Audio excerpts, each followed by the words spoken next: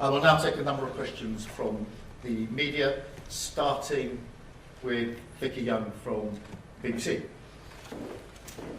Prime Minister, you are a person with years of experience as a senior prosecutor. Do you really need a public inquiry to tell you that the system needs to change? And isn't there the possibility that that delay could mean that other dangerous cases are missed in the meantime? Well, I think we need a public inquiry to answer all of the questions that the families, the people of Southport and the country have about this case, and to ensure that no stone is unturned, that every failure is exposed and dealt with. I also think we need an inquiry because we're dealing with a new cohort, a different threat, this individualised extreme violence, and we have to have the laws and framework in place to deal with it. But I accept your challenge. We shouldn't wait until the end of the inquiry before we start the change. And that's why already there's been a review of what happened with Prevent and the findings and learnings from that, so that the mistakes that were made then would not be made today. That is really important in reassuring the public. Why we've appointed a commissioner to look into that whole part of the apparatus, and why we will get on with some of the work we need to get on with changing, for example, the law when it comes to the framework for dealing with extreme violence. So we do need the inquiry so we have the full picture, full accountability, and every single question that the families have is properly answered in the proper way. But we need to get on with the change in the meantime, and to reassure the public that every step is being taken to protect their children. Thank you. Beth Rigby, Sky News. Beth Rigby, Sky News, thank you. Prime Minister, it now emerges the perpetrator was known to the authorities and had been referred to Prevent, the anti-terrorism programme, 3 times. He'd had contact with the police, the courts, the justice, the youth system and mental health services. It's a catastrophic failure of the state to protect those young girls. Do you acknowledge that if that information had come out when the riots were happening, it would have provoked further outrage by the public, so you withheld information? Is that true? And do you acknowledge that whatever happens now, whatever public inquiry you carry out, this will hugely undermine trust from the public in the authorities and your government? Thank you. Thank you, Beth. Let me be clear. Responsibility for the disorder and the violence lies with those that perpetrated it. We need to be really clear about that. But let me address the facts as you put them to me. There has been a failure here, and I don't intend to let any institution of the state deflect from their failures, and I acknowledge that readily here. Yes, I knew the details as they were emerging. That is the usual practice in a case such as this. But you know, and I know, that it would not have been right to disclose those details. The only losers, if the details had been disclosed, would be the victims and the families, because it ran the risk the trial would collapse. I'm never going to do that. Never going to do that, because they deserve that justice. And only by having the rules in place can that justice be delivered, as a measure of it now has. And I wouldn't be forgiven if I had. Those are not just my choices, though it is a choice I would make. It is also the law of the land. That is why I couldn't disclose the details. It's why others couldn't disclose the details. It's why all of you as journalists couldn't disclose the details, because the same laws applied to you just as they applied to me. And it's really important that we make that clear. But the purpose of the rule is to protect the justice that the families and the victims are entitled to. I think that's the right thing. It is now right, having got to this stage, that the questions are asked and the answers are given, which is why we've taken the course of an inquiry, but also why between now and the conclusion of the inquiry, we will happily answer any questions that are put to us. But that is why, notwithstanding that, yes, I was being kept updated, of course, I did not disclose anything that would collapse the trial and defeat justice in this case. And I don't think anybody could ever have looked the victims and their families in the eye if they'd ever done that. Thank you, Beth. Can I have Paul Brown, please, from ITV? From ITV, thank you, Prime Minister. All of us, as you say, as journalists, understand the risk of contempt of court, prejudicing a trial, but we live in a different age now, don't we, where misinformation and disinformation spreads at lightning speed online. I was in Southport on the day of the attacks. There was a short window in which information could have been released before charge, before any risk of prejudicing a trial. Why didn't you do that? And do you think it was a mistake not to provide that detail then? Firstly, let me address part of your... Look, it is true that we live in a different age in that information is now available online as well as offline. And I understand the frustration of all, but including some journalists who observe the rules and don't report what they know because they know that the law doesn't permit it and it runs the risk of collapsing a trial, only to see information online that doesn't appear to be following the same rules. And that is not acceptable.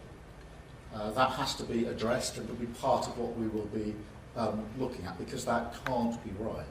But in relation to the central thrust of your question, the importance of the rule about not disclosing this information is to ensure that the trial can take place and that where an individual is guilty, they're held to account, as has now happened in this case.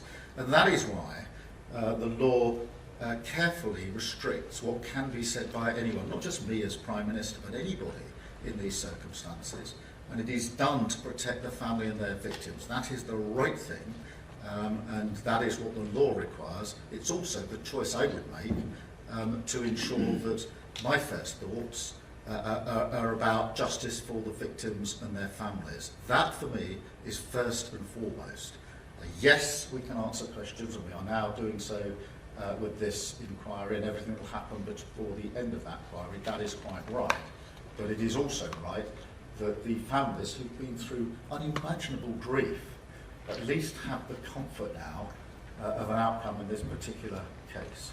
You would be putting very different questions to me if I had disclosed information and we were now faced with a decision that the trial had just collapsed and the families would never get justice. You would rightly be challenging me very, very hard about why I disclosed information.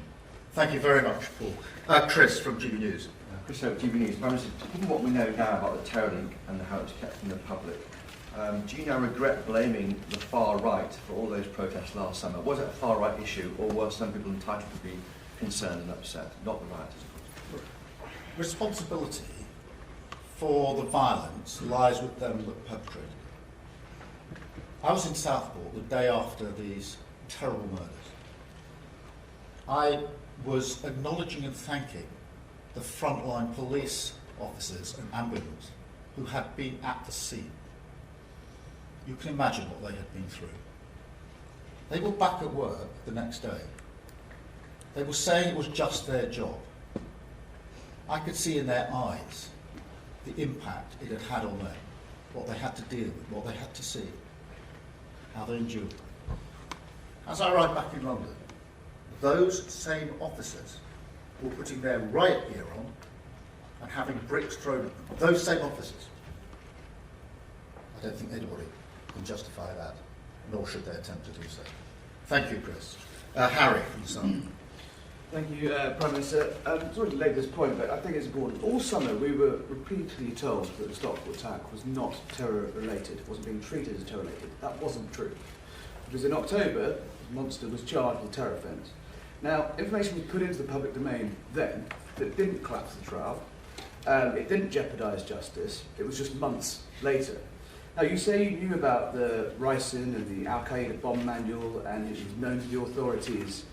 Was that, did you know about that personally at the same time the public, the press, and you and the police were saying this is not terror-related? Because I think that's the nub of the issue and that's what's upset people. You say you couldn't speak out publicly, that you couldn't do that, but didn't the public have a right to know, not least the neighbours who had ricin being produced on their street? Surely they had a right to know. Well, I think there are two separate and important issues there, Harry. The first is on the question of terrorism and what constitutes terrorism. And my concern in this case is that we have clearly got an example of extreme violence, individualised violence, that we have to protect our children from and our citizens from. And it is a new threat.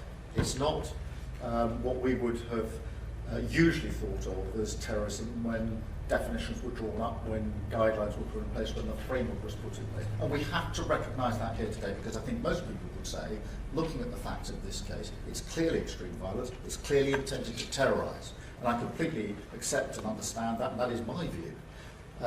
Therefore, we have to make sure that the law and the framework for responding is appropriate to the new threat that we face. And there we will make whatever changes are necessary in the law to deal with it. On the second point, yes, of course I was kept up to date with the facts as they were emerging. That is usual practice. But just like you, as a journalist, I had to observe the law of the land. It was not my personal decision to withhold this information, any more than it was a journalist's personal decision not to print or write about it.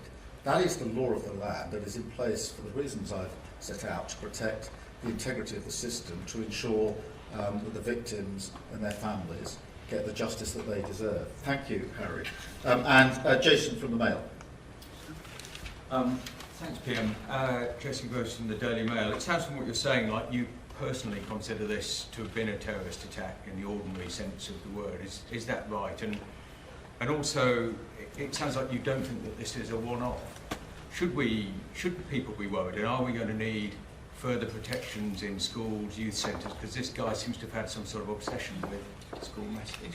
Well, thank you for raising that, because I think this is a really central issue, because, as I say, this is extreme violence, clearly intended to terrorise, and my concern is that because it is different to the sort of behaviour we've associated with terrorism, Al-Qaeda, and there are plenty of other examples, which tended to be more organised in groups with a clear political ideology and motive. Because it's not that, it is a new and different threat, it doesn't fit as well as it should within our framework, within our toolbox. And that is what we've got to change. That is the urgent question that has to be addressed. And it's one that has to be addressed before the conclusion of the inquiry. And it's why we've already done the learning from the prevent mistakes. But it is that cohort, I do think it's new. You've seen versions of it in America with some of the mass shootings in schools. It is not an isolated, ghastly example. It is, in my view, an example of a different kind of threat. And that is why I'm absolutely so determined that we will rise to that challenge and make sure that our law, our response, is capable, appropriate, and can deal with that sort of threat. But that is my concern, that is my thinking, that this is a new threat, individualised, extreme violence, obsessive, often following online viewing of material from all sorts of different sources. It is not a one-off, it is something that we all need to understand and have a shared undertaking to deal with within our society. And that is not just the laws on terrorism, the framework on terrorism, it's also the laws on what we can access online. We still have rules in place in this country about what we can see at a cinema. And yet online, you can access no end of material. We have to ensure that we can rise to this new challenge, and that is what I'm determined to do. Thank you all very much indeed. Thank you.